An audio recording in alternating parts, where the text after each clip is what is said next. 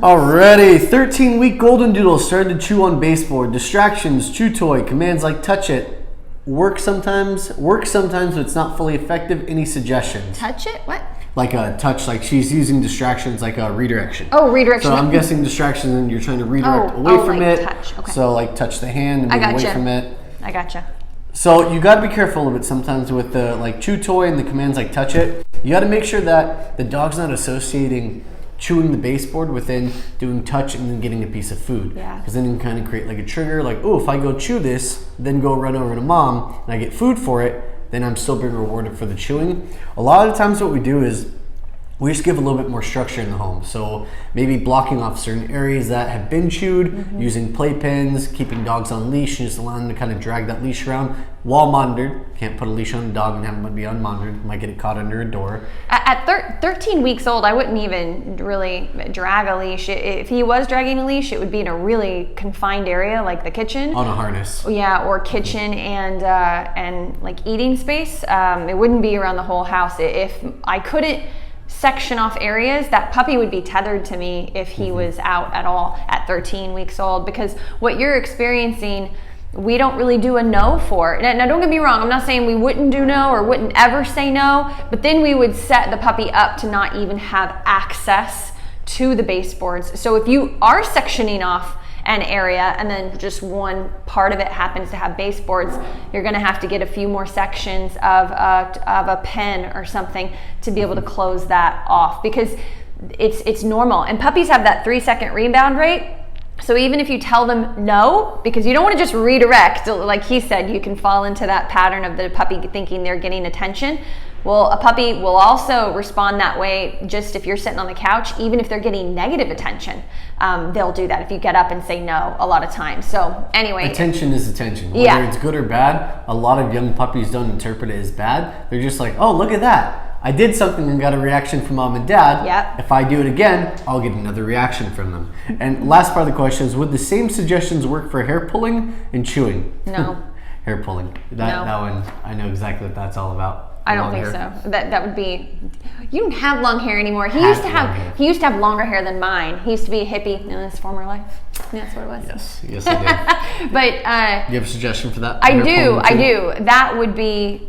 I'd have a balance. So if I know my puppy really goes after things like this, then if I don't have time to work on it, then I'm not going to wear things like this. I'm not going to wear flowy dresses yet with a puppy. That's really important. Or in the winter, scarves. They'll grab scarves. So I'll be aware of that for management reasons, but then I'll also work on it, especially when it comes to hair or something like that, where I will say no, cut it out, calm down. Okay, good. Now let's go back to doing what we were doing. But I'll make sure I'm conscious of that, so I'm not giving too many challenges with things like this, and actively work on it. So if I'm leaning over my puppy and they kind of go after stuff like this, I'll know that. So I'll wear a shirt with this on it, like a really long one, and I'll work on no and redirect, and then kind of move it around and like, hey, no, not allowed. Not this is mine, not yours. And then sit, good, food, and I'll have an active session. But things that are happening organically throughout the day, you don't always have time to do that. So then that's when I'm more conscious of that kind of stuff. Before I pick my puppy up, I might put my hair back, things like that. Tie it up. Even something as simple as not sitting on the ground with your puppy. Yeah. Always saying is more. The fact that your puppy's even pulling your hair, chewing, and then chewing the baseboards and all that means you have a bit more of a pushy puppy. Yeah, so that means that's I'm not going to spend a lot of time on the ground with them. Yeah. One, that puts me on the level of the dog, and in part, I kind of become the dog. I become the playmate and less of the leader. And as a leader, you have to create that role, which means staying tall, working your puppy, having the leash so when they do go for the hair, when you're like sitting on the couch and they jump on it to bite it, you can push that leash away, redirect them away, food to the nose, sit, wait a couple seconds, because remember, short attention span, about 2.34 seconds. Yeah. So you have to wait after that so they don't associate jumping on couch, biting hair, sitting, and then getting food. Yeah. There has to be all of that in play. You have to think about, what is my puppy associating as good or bad, and can I do a 5-minute training session to work through some of the energy my puppy has in order to calm them down and chill them out a little bit. And then everything else, this goes for everybody, this isn't just her, but just think, when you have a puppy that's under 6 months old, 75 to 90% of what you're doing should be preventing bad habits. Instead of reacting to something that's already happened. Yeah. Preventative is much easier than correcting and reacting with a correction. Yeah. All right, Okay, beautiful. let's move on. All right. I will not be able to pronounce the name, so I'm just going to say the type of dog. 13-week. I am Z. I am Z, thank you.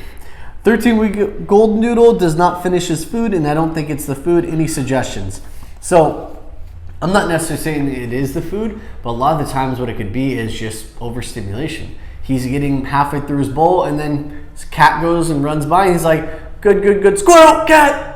All this crazy focus. You like how That was great acting. It was good acting, yeah. Cat runs by. Oh, there it is. Woo! Energy kicked in. All right. So that's when you need to give your puppy a calmer area. They need to have somewhere that's their own, like a crate, like a playpen, like a laundry room. Don't fuss over them. Yeah. Don't fuss and don't hover, be like, helicopter. please eat your food. Yeah. They have to have their own space. They need a little bit of freedom from you to eat their food in a well-maintained area that's puppy-proof. Yeah. Give them like 10 minutes and then pull the food. And then if they don't eat, try to get them to eat some while working with you. Try to create that mindset. It'll create some urgency. And you can skip 1 or 2 meals. That's totally fine. You can't do that all the time. And you can't do it if your puppy's underweight. But if it's just in one day, if your puppy's not hungry first thing in the morning, I bet by 3-4 o'clock they will be. And so you can try to work for some food at that point. The crate thing is a really good one. One thing I would say, besides the distraction aspect of things, is at 13 weeks old, they might be going through a phase of discomfort. Oh. So put a little bit of chicken broth, low sodium, Sparky. I was ready. It was low sodium. I was ready for it. Chicken broth, or add a little bit of water to it. Let the food get kind of spongy if you're using hard kibble, and that might be the ticket right there. And a lot of people say that young dogs don't get allergies till they're about 6 months old, but if you are seeing that the low sodium or sodium-free chicken broth is creating like diarrhea or, soft stool, that's a PC way of saying it now, you can change it. You can do vegetable stock, you can do beef stock. Find whatever works best for your puppy. You could even just do water. If you have a lab that's teething, that it looks like they're uncomfortable and they normally eat all their food, put a little bit of water in there. A little bit of warm water. Yeah. Let the food get spongy. Yep. Soak all of it up. Good to go. Okay, I'm going to do one of... No, one more. I got to keep going. There's one more thing. You might be feeding too much food. That matters too. Is your puppy fat? No. Yeah, you got a young 13-week golden 13-week-old. Maybe it's a good eater. Maybe he or she is a good eater, but maybe you're just giving a little too much food. That's a very common thing. You follow the bag instructions, you're probably giving too much. It's probably too much. The bag is always too much. They want you to give too much. They want you to buy more food and spend more money. So usually cut that down by a little bit. And then I literally wonder, like, what industry, like, if you get fatter dogs, you get more health issues. And I'm like, who makes money off of that? No, never mind. We won't follow that trail. We won't go down that rabbit hole. Sorry, I'm sorry. All right, Carol. Hi, Carol. My 5-month-old, thank you, golden doodle, thank you, is not shy at home or on his leash. After he became vaccinated, we started him with a puppy daycare for socialization. He's sweet, but he doesn't want to play. Oh, Carol. Okay, here's the thing, Carol. Sounds hard. There's nothing. Your world a little bit. There's nothing wrong with your puppy, but it's not uncommon. Your puppy is overstimulated, not having a good time, not feeling like he's able to be himself, because most daycares don't do individual play groups. Like, what your puppy needs is serious confidence building, which means one-on-one play.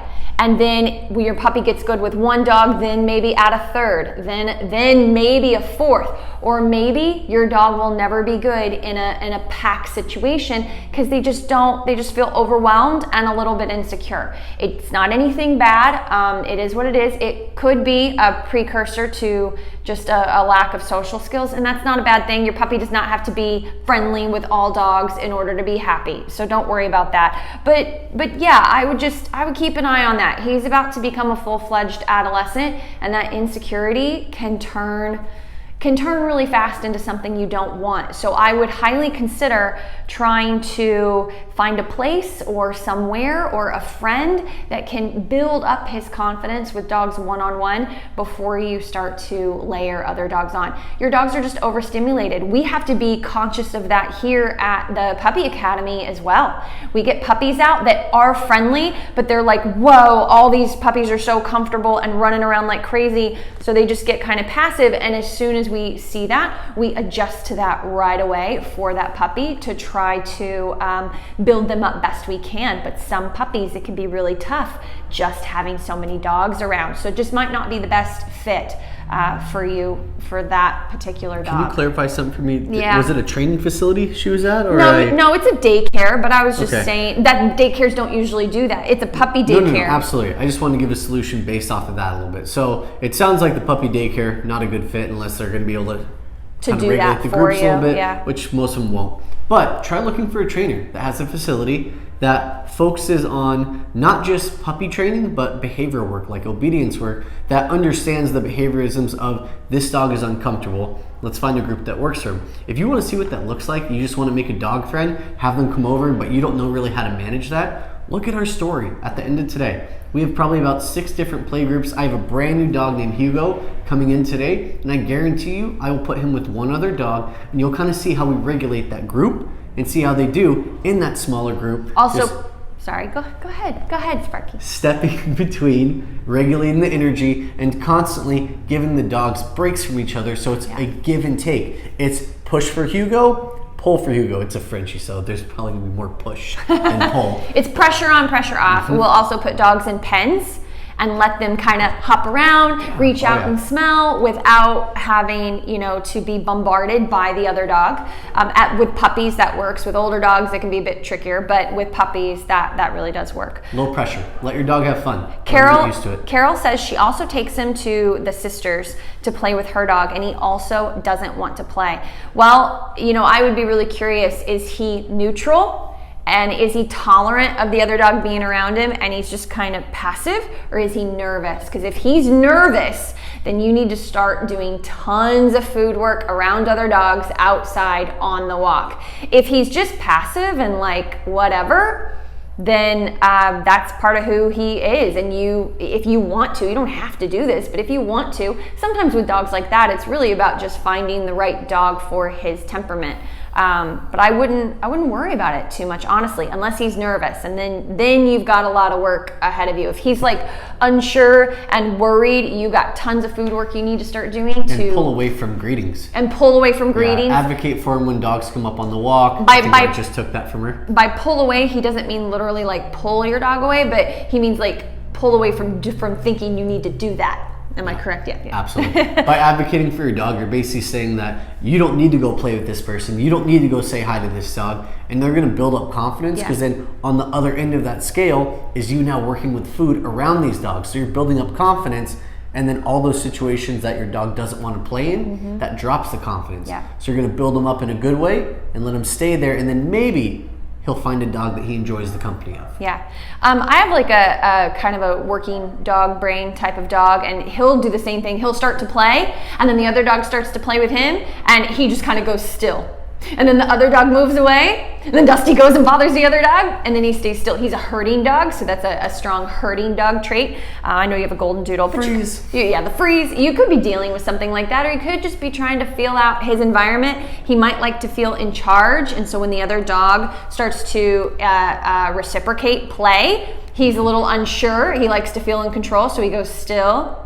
And then when the dog ignores him, he pursues the dog again. He just needs more associations, more confidence. If that's something you even want to do, you don't have to. Real quick, someone says, have you ever had a Bordeaux dog? I've worked with a few, because I happened to work with a Bordeaux family when I first moved out here. Have you? I have not. Yeah. I actually don't even know what that is. It's a fancy, ginormous dog. Okay. I like the big dogs. Yeah. Okay. Do you have another one there, or should we answer? Go on. Okay, we're going to go through our paper first. These are the ones that people sent in. Then we'll check our chat and we'll kind of go over those as well. Cool.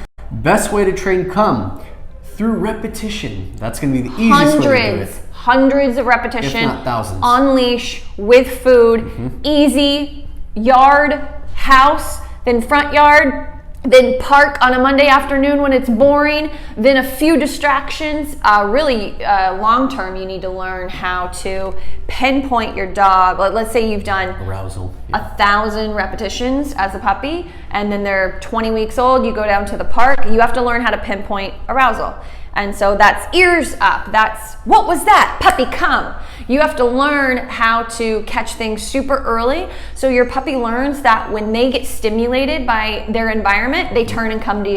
Yep. That's the part that everybody misses. Yeah, default. You're the neutral, and that's their default, is to go to the neutral. Easiest way to teach come is dog's name, say come, take a few steps back, guiding food, draw them in, good treat, and then do it again. Yeah. 15 to 20 times in a row, give a short break, do it again. Every day, at least one of your meals, do this to build up food drive and also to build up relationship. 3 to 5 minutes. And then when your puppy's about 6 months old, you figure out what type of accountability you want to layer on to that command you've been working so hard to hone, and you got yourself a pretty solid dog. Now you want to recall off of squirrels and things like that. That's a whole nother level. Yeah, very different. Long leash, training tools. You want to go over this one? Gimme. This was Beth was reading this one. She really liked it. Oh, okay. Well, she didn't like it, but I didn't like it, but she wanted it. Okay. My 5-month-old Golden was charged by 2 large dogs from across the street. I picked her up as fast as I could, but what should I do if it happens again? The owner didn't come and get his dogs. Said they don't do anything. And said they don't do anything. This is also her down here. What happens if that happens again? What do? I won't always be able to pick her up. This makes my blood simmer. You want to go while I simmer down? Okay, so 1, I think you made a good decision picking up your dog, kind of getting them out of there. 2, I might try to avoid that area, which is really crappy that you have to do that, but sometimes people are just honestly ignorant and they don't understand that maybe their dog is friendly, but maybe yours isn't, or even maybe your dog's a little bit afraid, or you're afraid of that situation. Not to mention the numerous hundreds of thousands of dogs out there that are really, really friendly but don't like to be on leash and see other off-leash dogs. My dog, just so you know, that's definitely 100% my dog. And number 3, before I pass over to Bethany, is that's illegal in most places in the US. So the minute a dog leaves the yard off leash, that is legal. So you might need to take it. Is that what I said? It's legal. So sorry, illegal. So you might need to take it to the next level, call animal control, call the police, have them kind of do like a little wellness check on that area. And I mean, that might be your solution. But Bethany, I know you got some fire, so release it. It just so happened I live in an area that I would consider like really family oriented and really nice open park, and a small dog literally just got killed by an off-leash dog, and it's a very really responsible area. I'm not trying to scare anybody, but we have dozens and dozens of stories just in the last few years just like that. And so here's the thing. You do whatever you're comfortable with to protect your dog. Whether you look at your dog as a kid, as far as family oriented, I don't mean humanizing the dog, but whether you look at them as family or property, legally you have a right to protect your dog. So you do whatever you see fit in order to do that. I'll do whatever it takes. I get upset.